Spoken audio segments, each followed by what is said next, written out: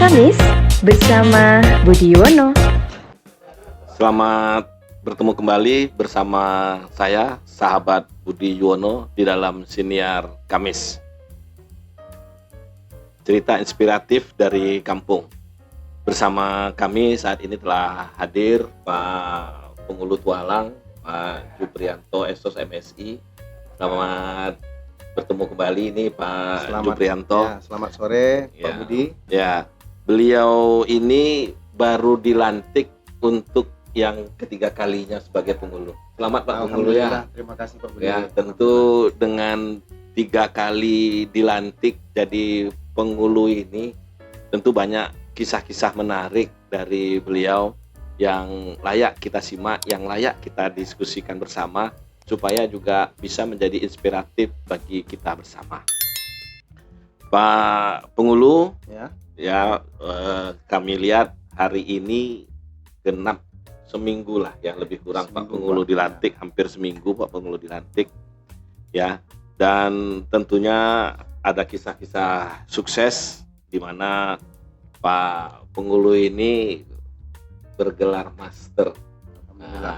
Ya, tentu bagi seorang pengulu ada satu dorongan, selalu ingin menimba ilmu di dalam mengabdikan diri kepada masyarakat.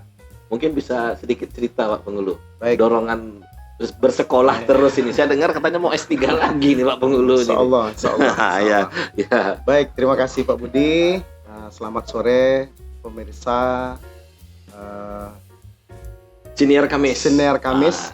Budi Yuwono.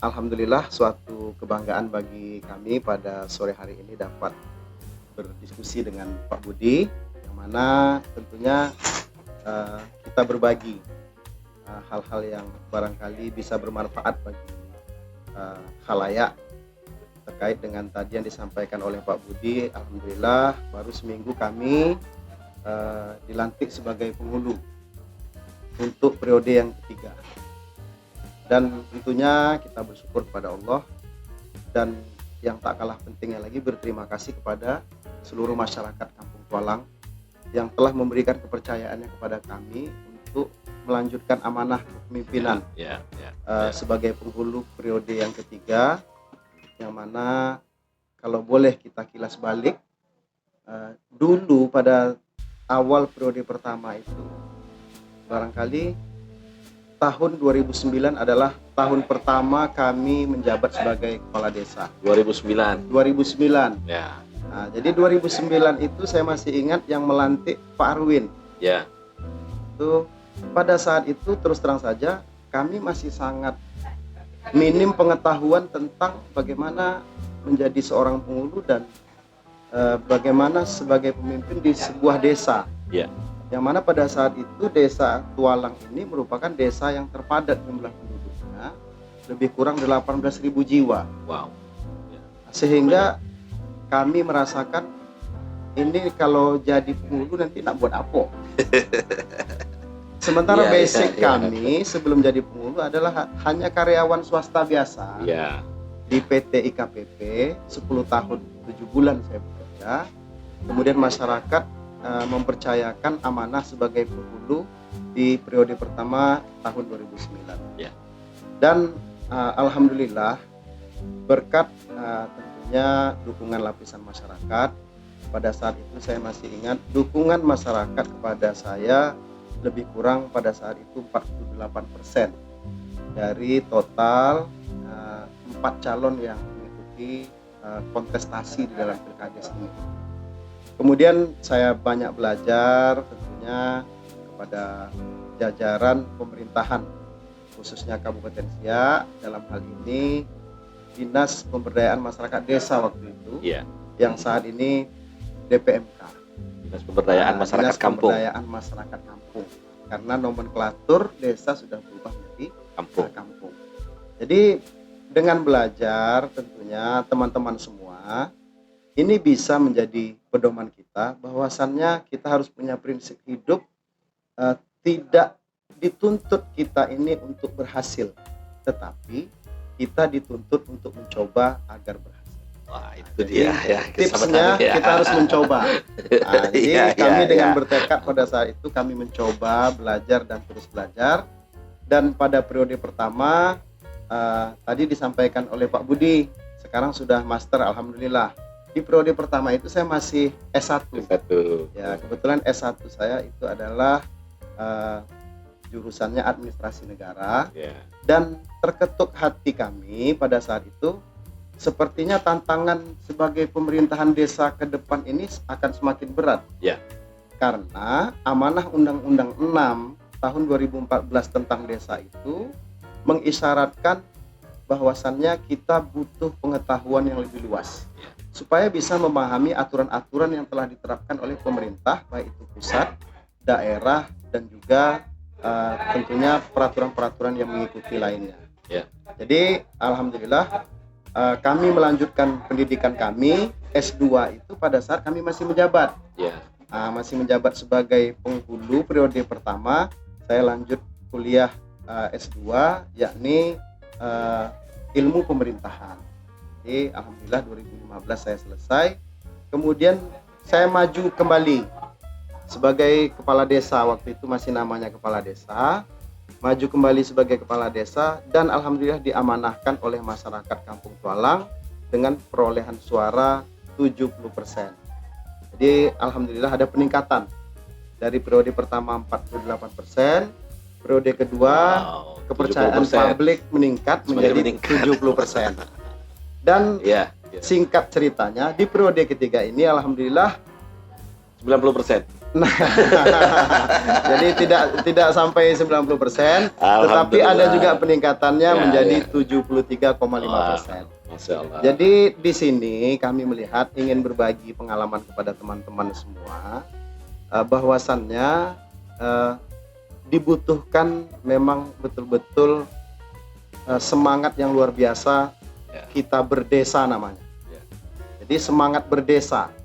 Kalau sudah kita tanamkan semangat berdesa ini, semua pikiran dan tenaga kita akan curahkan ke desa.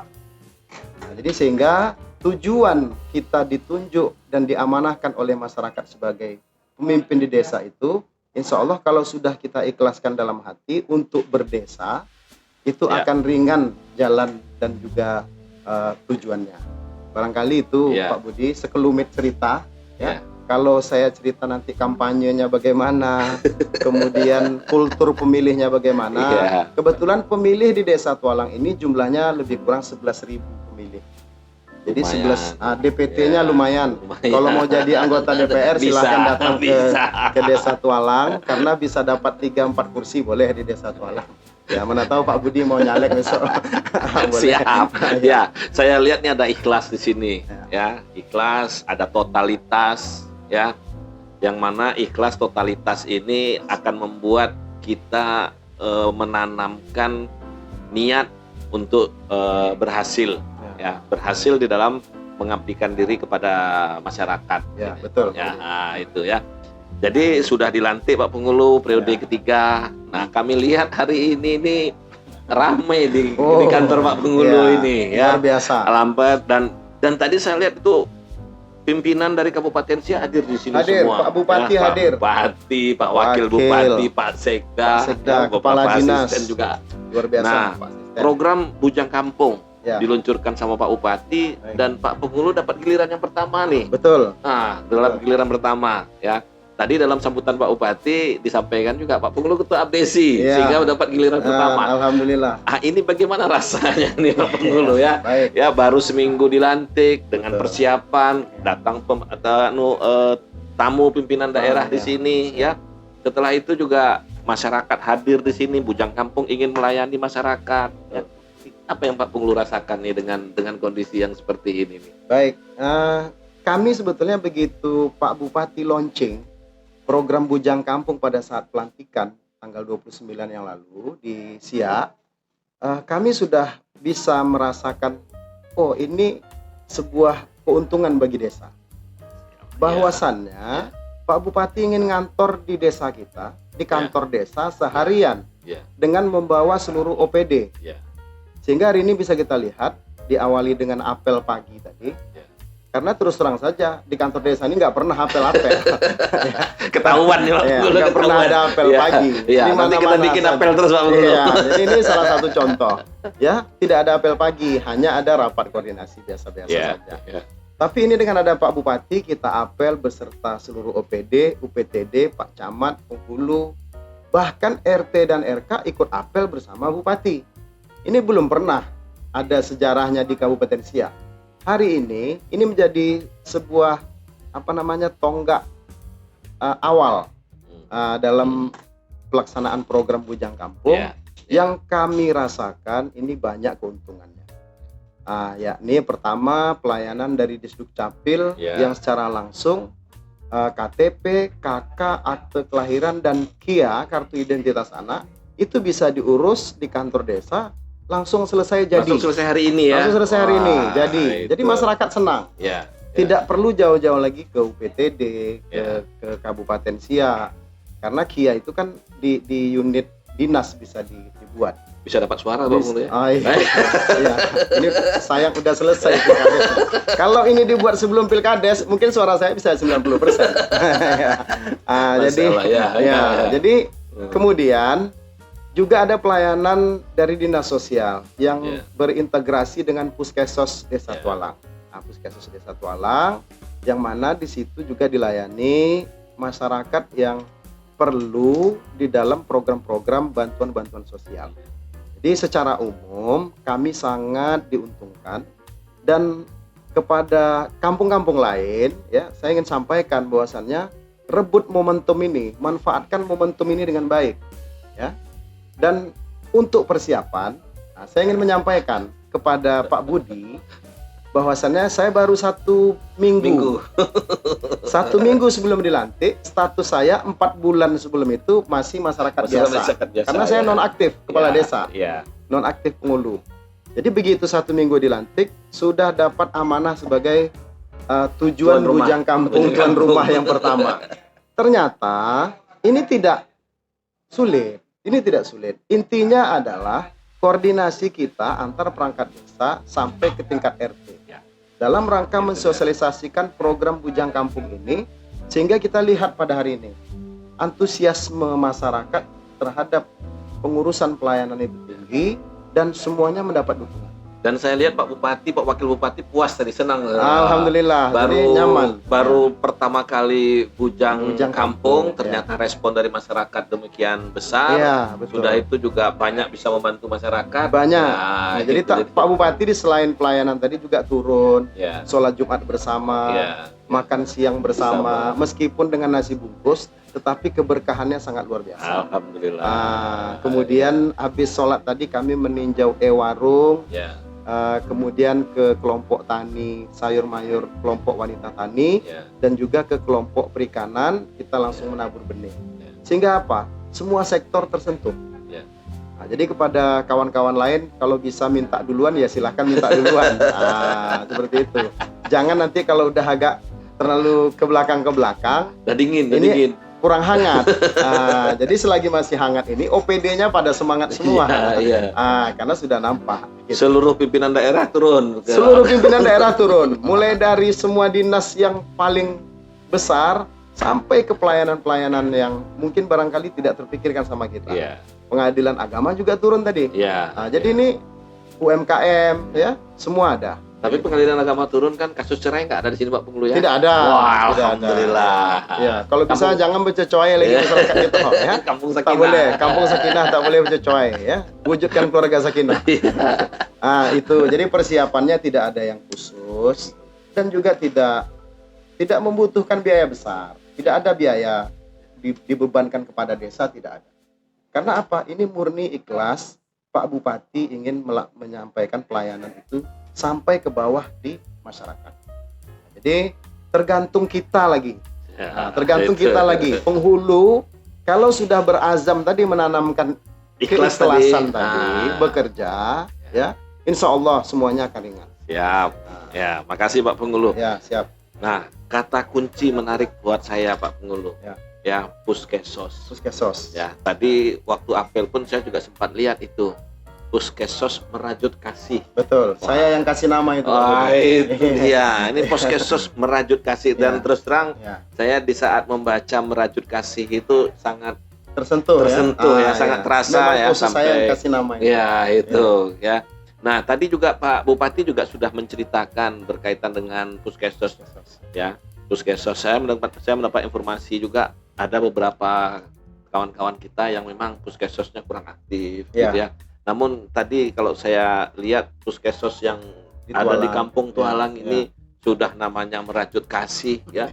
Setelah itu saya lihat dapat bisa memfasilitasi berbagai permasalahan sosial yang terjadi di sini berkaitan dengan pendataan keluarga PKH ya. Yang mana memang masyarakat ini membutuhkan perhatian kita. Ya, perhatian dari pemerintahan kampung, pemerintahan kabupaten, dan pemerintahan pusat di dalam peningkatan kesejahteraan mereka ya. Dan ini Puskesos di Kampung Tualang ini bisa memfasilitasi dengan baik. Alhamdulillah. Alhamdulillah. Ya kan. Nah, ini macam mana nih kiatnya Pak Pengulu ya? Jadi begini. Ya, saya lihat anggarannya malah tidak ada nih katanya. Boleh dikatakan tidak ada anggaran. Jadi saya ingin bercerita Puskesos. Puskesos itu pusat kesejahteraan sosial yang berdiri di kampung. Yang mana petugasnya adalah kita rekrut relawan. Relawan kita ini tugasnya khusus melayani persoalan-persoalan sosial yang ada di kampung. Ini ikhlas lagi nih Pak Pengulu ya? Ya, namanya relawan. Ya, kalau tak ikhlas tak rela. Gitu kan. Tadi tak ada ikhlas tapi tak rela, tak ada begitu dong. Pak Pengulu awet muda mungkin karena ikhlas juga. Alhamdulillah, insyaallah. Ya, rezeki sudah ada yang ngatur. Siap. Rezeki sudah ada yang ngatur. Allah kan gitu kan. Jadi kembali ke Puskesos Pak Budi. Sehingga sejak awal berdirinya Puskesos ini kami merasakan besar manfaat. Kalau dulu semua masyarakat yang mengadukan persoalan sosial, baik itu khususnya masyarakat miskin. Nah, karena domain Puskesos ini masyarakat tidak mampu. Ini dulu urusannya itu adalah dikasih kesos di tingkat desa. Tidak punya perangkat apapun dan konektivitas terhadap dinas sosial. Tetapi dengan adanya Puskesos sekarang, Puskesos ini langsung terkoneksi dengan dinas sosial. Termasuk dalam pendataan. Di Kampung Tualang, saya ingin menyampaikan bahwasannya dengan adanya Puskesos sekarang, data khususnya untuk masyarakat tidak mampu itu sudah kita kelompokkan di dalam data DTKS namanya. Berarti Puskesos sangat membantu masalah-masalah sosial di sini Pak Pengulu. Sangat luar biasa. Membantu pekerjaan Pak Pengulu sangat juga. Sangat membantu. Kalau dulu persoalan sosial itu masuk ke ruangan Pengulu. Pak, gimana Pak? Kami susah, anak banyak, pendapatan kecil, bantuan dari pemerintah tidak ada. Boleh ada di rumah dong. Boleh habis kan begitu. Kalau sekarang tidak. Sekarang apa persoalan? Ini ke Puskesos. Dan di Puskesos kita ada solusi by system. Sehingga apa? Masyarakat yang mengadukan keluhannya itu dengan membawa KK dan ngecek nomor NIK itu kita sudah bisa dideteksi. Apakah dia sudah termasuk di dalam data DTKS? Apakah betul? Kemudian apakah dia penerima program? Program itu ada beberapa. Yang pertama PKH, program Keluarga Harapan. Itu di Tualang ini alhamdulillah penerima PKH cukup besar. Kemudian program yang kedua BPNT. Sekarang BSP namanya, Bantuan Sosial Pangan. Dulu BPNT itu bantuan pangan non tunai. Nah, jadi ibaratnya kalau kita kelompokkan, anak kandung pemerintah itu yang pertama yang dapat perhatian lebih itu PKH. Yang kedua BPNT. Yang ketiga itu BLT desa. Kalau dulu ada BLT pusat Pak Budi, sejak ada pandemi COVID, BLT pusat turun. Tetapi ini sudah akhir November, BLT pusat tidak kucur lagi. Sehingga 3 program itulah, di samping program lain seperti bantuan lansia, kepada disabilitas, semuanya data ada di Puskesos. Jadi ini sangat luar biasa Puskesos ini kalau dijalankan dengan baik. Dan alhamdulillah Puskesos kita di setiap kegiatan yang ditaja oleh dinas sosial ini selalu mendapatkan apresiasi. Nah, seperti kemarin perwakilan Puskesos kita dapat apresiasi studi banding ke Makassar. Oh ya. Ada pergi ke Makassar 2 orang. Iya. Itu pilihan, dapat prestasi mereka. Semuanya dibiayai oleh pemerintah.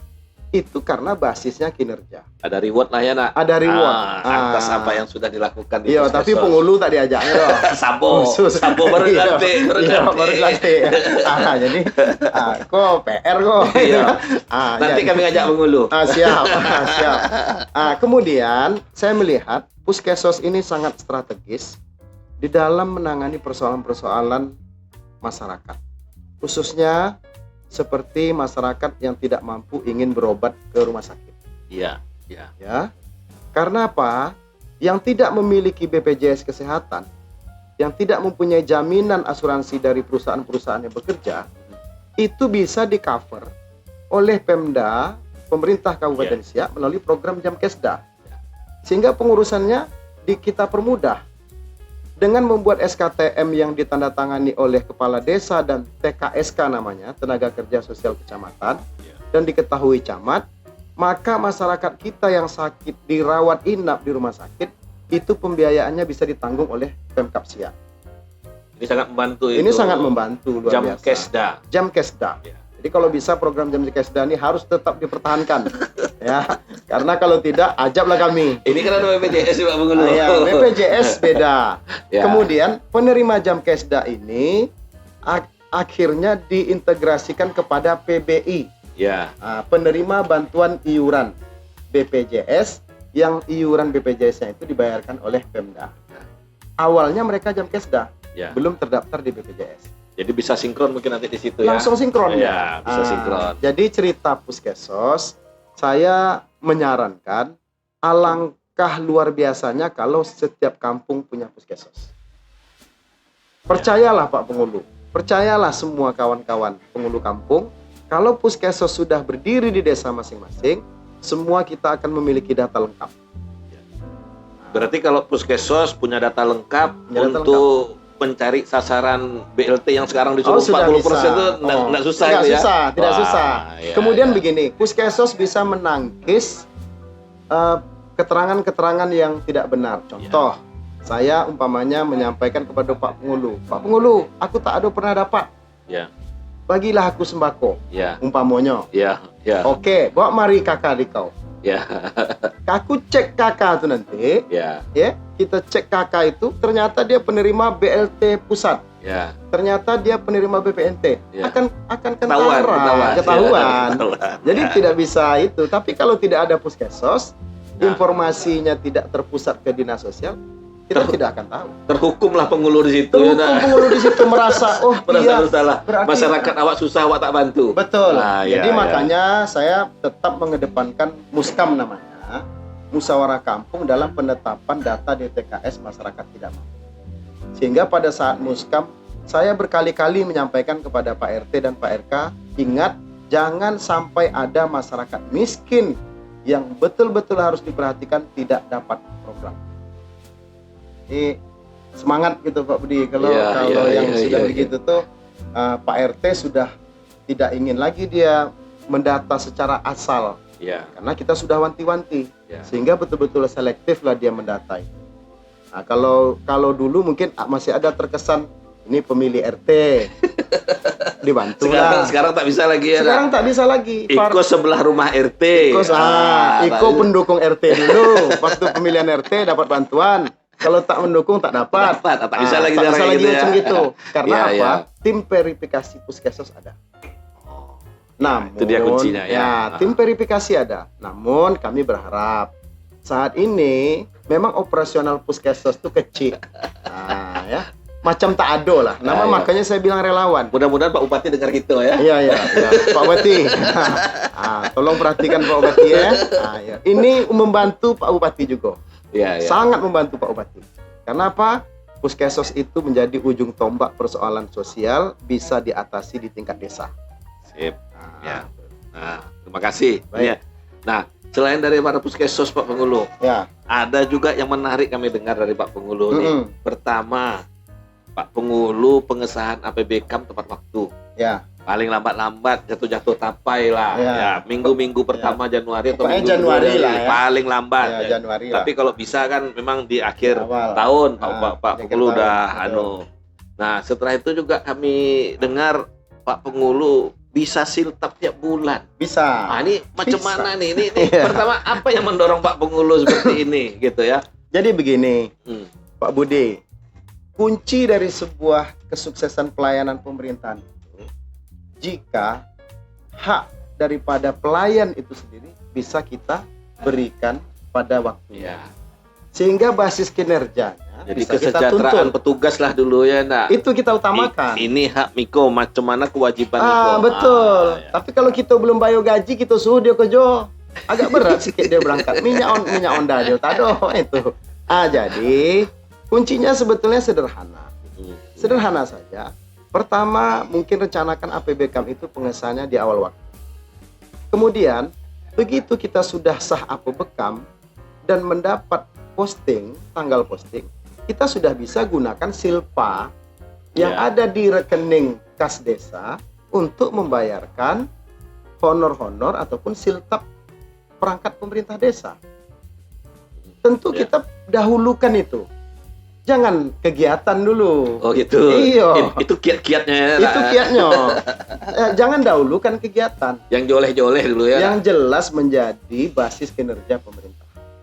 Jadi saya rasa kalau para penghulu mengikuti itu semua, insya Allah tidak ada kendala. Dan kami alhamdulillah 2 tahun terakhir ini pembayaran siltap itu tiap bulan, sama seperti PNS, sama macam karyawan dakyat. Wah, tiap bulan pokoknya di atas tanggal 16 gajian lah. Ini khusus siltap perangkat desa. Karena kami strateginya di kas desa itu tetap kami standby-kan untuk upah ataupun siltap itu bisa dibayarkan untuk bulan depan. Kalau cair lagi dari keuangan, kami akan simpan lagi.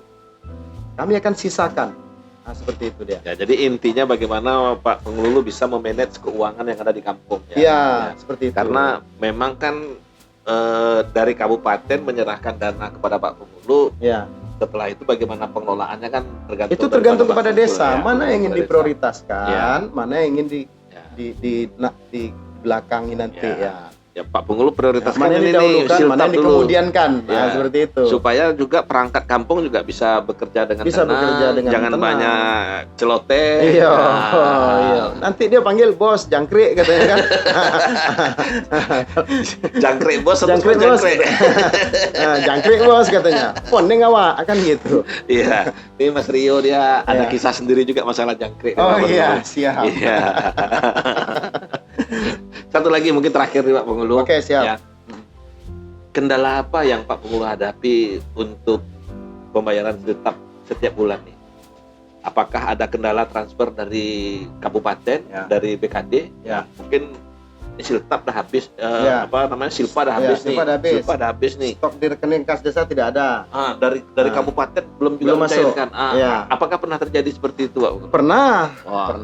Macam mana pula nyikapinya kalau seperti itu? Kalau ini kuncinya adalah bagaimana sinergi kita dengan keuangan. Tentu berkoordinasi dengan DPMK.